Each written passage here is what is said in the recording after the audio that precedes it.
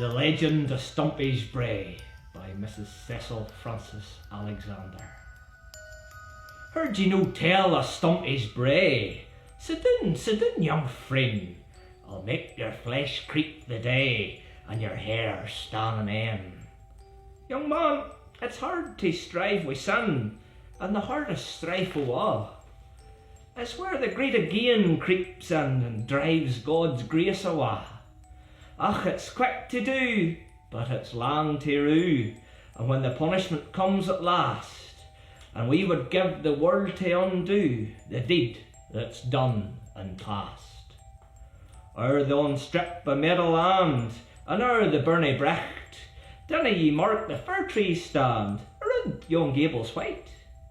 I mind it weel in my younger days, the story yet was rife.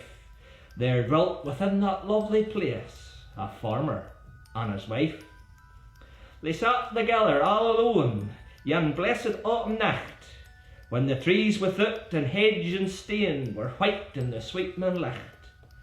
And boys and girls were gone down all, away till the blacksmith's wake. There passed young by the window small, and gave the door a shake. The man he up and opened the door, and when he'd spoken a bit, a peddler man stepped into the floor. Down he tumbled, and the pack he bore, right heavy pack was it. "God save us a'," says the wife with a smile, "but yours is a thriving trade." "Aye, I've wandered mony's a mile, and plenty I hae made." The man sat on by the dull fire flame when the peddler went to rest. Close to his ear the devil came and slipped until his breast. And he looked at his wife by the dim firelight, and she was as bad as he. "Could we no murder thon man the nicht?" "Aye, could we? Ready," quo he. And he took the pickaxe without a word, whence it stood hint the door, and as he passed in, the sleeper stirred, and he never wakened more. "He's dead," says the old man coming back. "What of the corpse, my dear?" "We'll bury him snug in his ain bit pack. Never ye mind for the loss of the sack. I've taken out a' the gear." "The packs are short by 12 good span. What'll we do?" quo he. "Och, you're a doited unthoughtful man.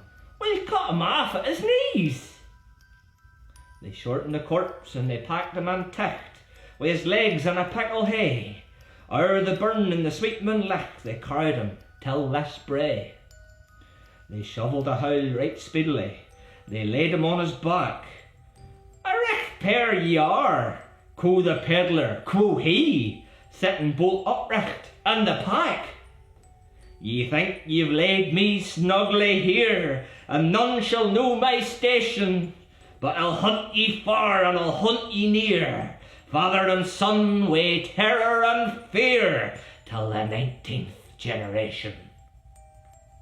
The twa were sitting the very next night, when the dug began to cower, and they knew that by the pale blue firelight that the evil one had power.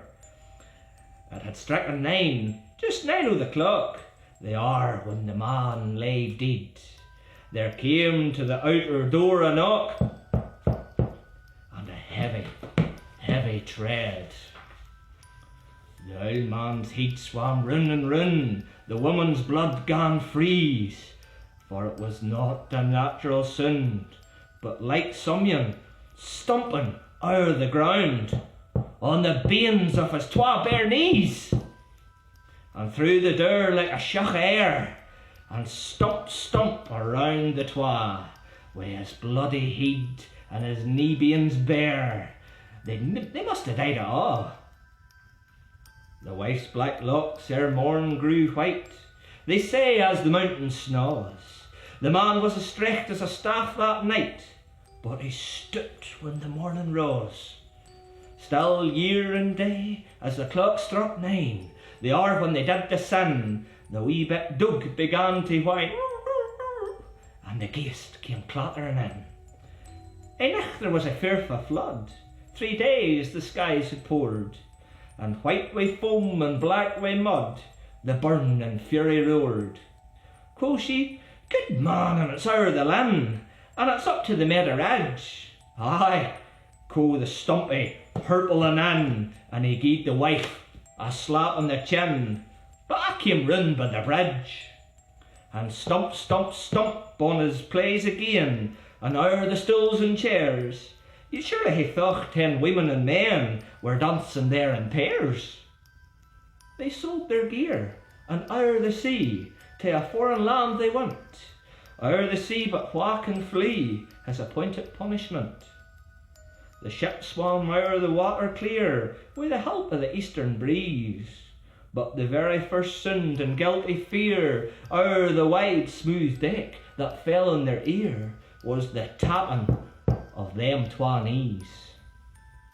In the woods of wild America, their weary feet they set, but the Stumpie was there the first they say, and he hunted them on to their dying day, and he follows their children yet. A heard ye never the voice of blood called from the earth in vain, and never has crime won worldly good, but it brucht its after pain. This is the story of Stumpie's Brae, and the murderer's fearful fate. Young man, your face is turned that way, you'll be a-ganging the nicht that gate. You'll ken it well, through the few fir trees, the house where they want to dwell. Gin ye meet yin there, as daylight flees, stumping about on the banes o' his knees, it'll just be Stumpie himself.